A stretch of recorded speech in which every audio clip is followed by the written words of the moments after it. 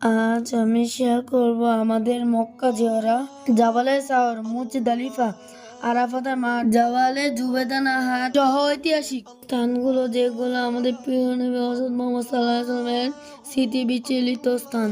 আসসালামু আলাইকুম, আমি আদনান। আমি আসছি এখন জাবালে সাওয়ার পাহাড়। ওই যে দেখা যাচ্ছে জাবালে সাওয়ারের পাহাড়ের চূড়া।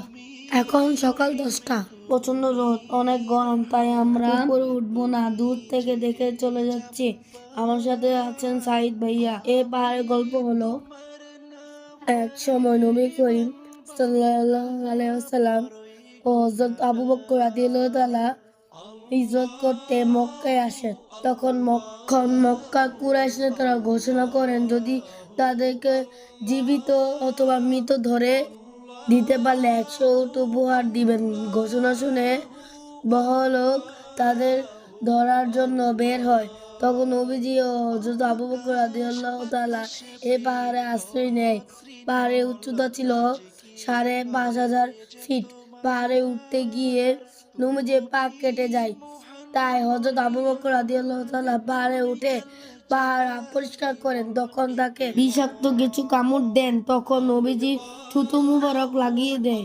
তারা যখন বিশ্রাম নিচ্ছিলেন, তখন তারা দেখতে পারলেন কিছু লোক পাহাড়ের উপরে উঠছে। এ দেখে আবু বকর রাদিয়াল্লাহু তাআলা অনেক ভয় পেয়েছিলেন। তখন নবীজি তাকে শান্ত করে বলেন, আল্লাহ আছে। লোকজন পাহাড়ের গোড়ায় পৌঁছার আগে সেখানে আল্লাহ ইশারায় কবুতর এসে বাসা বেঁধে ডিম পাড়েন ও মাকড়সা জাল বুনেন। এই অবস্থা দেখে লোকজনরা চলে যায়। এই বিষয় কুরআনের সূরা তাওবায় আছে। এই হচ্ছে মিনার এরিয়া। যখন বড় হজ হয় তখন মানুষ এখানে আসে, শয়তানকে পাথর মারে। এখন এই এরিয়াটি বন্ধ, তার কারণে আমরা দূর থেকে দেখেছি। মিনাতে একটি মসজিদ আছে। মসজিদের নাম মসজিদুল আরখায়ের। বলা হয় এখান থেকে ইসলাম প্রচার শুরু হয়। এটা মসজিদ হওয়ার আগে নবী করিম সাল্লাল্লাহু আলাইহি ওয়াসাল্লাম 70,000 সাহাবী নিয়ে 2 রাকাত নামাজ পড়েন। আল্লাহর কাছে দোয়া করেন, বলেন, হে আল্লাহ, আমাকে দুনিয়াতে পাঠিয়েছেন ইসলাম প্রচারের জন্য, আমি তা পেরেছি? তখন সাহাবাগণ বলেন, হে পেরেছেন। এটাই হচ্ছে সেই মসজিদটা। তখন আল্লাহ তাআলার কাছ থেকে আদেশ আসে, এবার যাও, বিভিন্ন দেশ ইসলাম প্রচার করো। এখান থেকে ইসলাম প্রচারের জন্য সাহাবারা চলে গিয়েছিলেন বিভিন্ন দেশে।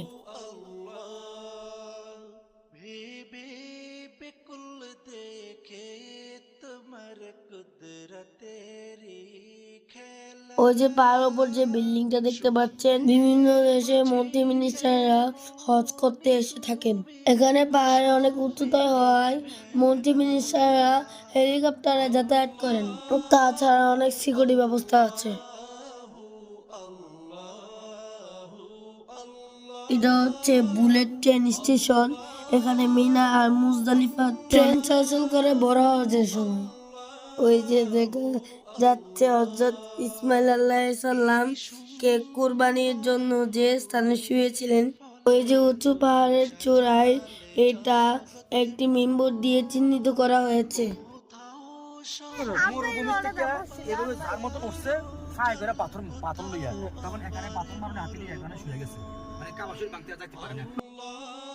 এই স্থানটা হলো সেই স্থান যখন কাবাঘর ধ্বংস করার জন্য হাতি নিয়ে মক্কা যাচ্ছিলেন কাফেররা।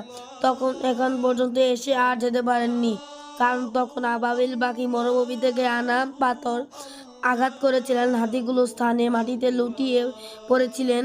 ধারাবাহিকের গল্পটা আমাদের সাথে শেয়ার করছিলেন। পুরোটা শব্দ বলা সম্ভব হচ্ছে না, কারণ ভিডিওটা অনেক লং হয়ে যাচ্ছে, শুধু স্থানগুলো দেখাচ্ছি।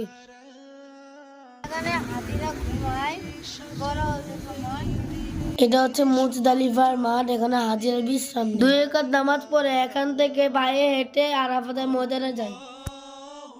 মসজিদটার নাম হলো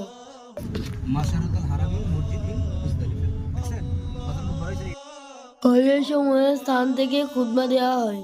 এটা হচ্ছে পায়ে হেঁটে রাস্তা, যেখানে হাজিরা হেঁটে হেঁটে আরাফাতের ময়দানে যায় হজের সময়। আসসালামু আলাইকুম ভিউয়ার্স, আমি আফিফ। এই যে দেখতে পাচ্ছেন মসজিদে নামিরা। আরাফাতের মাঠে গেটে অবস্থিত। আমরা গাড়ি থেকে নেমে 2 রাকাত নামাজ পড়েছি। আল্লাহর কাছে দোয়া করেছে আল্লাহ আমাদেরকে জান্নাত দেয়। মৃত্যুর পর এখানে দাঁড়ালে সব গুনাহ মাফ হয়ে যায় জীবিত অবস্থায়। এটা হচ্ছে আরাফাতের ময়দান, যেখানে মুসলিমরা দাঁড়ালে মুসলিমদের সব জীবনের গুনাহ মাফ হয়ে যায়। আখিরাতে ঈমান আনার জন্য আল্লাহ তাআলা দুনিয়ার বুকে নির্দেশন রেখেছেন আমাদের জন্য। মৃত্যুর পর আমাদের পুনরায় জীবিত হয়ে ময়দানে আসতে হবে। আর এক একটা গেট হবে এখান থেকে ওমান পর্যন্ত বিস্তৃত। দুনিয়াতে এইটুকু জায়গা আমাদের ঈমান আনার জন্য, বিশ্বাস করার জন্য নির্দেশন মাত্র। আমাদের সবাইকে একদিন উপস্থিত হতে হবে। আল্লাহ আমাদের সবাইকে ঈমান ও আমলের সাথে মৃত্যুর তৌফিক দান করুন, আমিন। এটি দেখতে পাচ্ছেন ছোট ছোট স্টল, অনেক কিছু রাখা। এখানে অনেক কিছু পাওয়া যায়, আপনারা চাইলে নিতে পারেন। আমরা যাচ্ছি, এখানে নবীজি জাহাজের ভাষণ দিয়েছে। অনেক কাছাকাছি ওই পাহাড়টা, আমরা সামনের দিকে এগিয়ে যাচ্ছি, যেখানে আমাদের নবী হযরত মুহাম্মদ সাল্লাল্লাহু আলাইহি ওয়াসাল্লাম বিদায় হজের সময় ভাষণ দিয়েছিলেন। তিনি 1,25,000 মানুষের সামনে ভাষণ দিয়েছিলেন আর বলেছিলেন, আমি তোমাদের জন্য দুনিয়াতে কোরআন ও হাদিস রেখে গেছে, এতে তোমাদের কল্যাণ রয়েছে, এগুলো মেনে চলো। আর অনেক কিছু বলেছিলেন। আমরা ধীরে ধীরে পাহাড়ের চূড়ায় উঠছি। প্রচন্ড রোদ, তাপ, আমরা অনেক ক্লান্ত হয়ে গিয়েছি। পাহাড়ে উঠে আমরা ভিডিও করতে বলে গেছিলাম, কিছু ছবি দিলাম।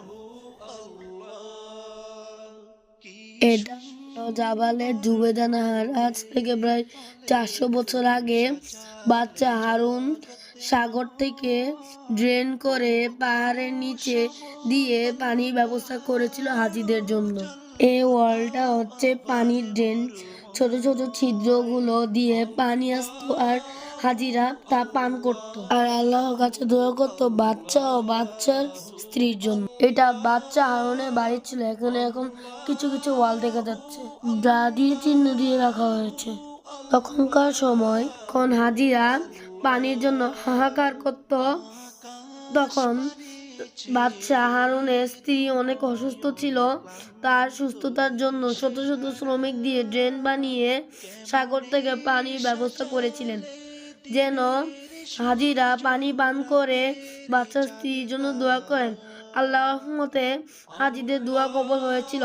এ বরকতে তিনি সুস্থ হয়ে গিয়েছিলেন। তাই তখন থেকে এ পাহাড়ের নামকরণ করা হয় বাচ্চার স্ত্রী জুবেদা নাহারের নামে। এই ঘরগুলো হলো ফ্রিজ, এখানে কুরবানির সময় মাংস সংরক্ষণ করা হয়। ওই যে দেখা যাচ্ছে জাবালে নূর, যেখানে হেরাগুড়া অবস্থিত। আমি অনেক অসুস্থ হয়ে পড়েছি, কারণ প্রচন্ড রোদ।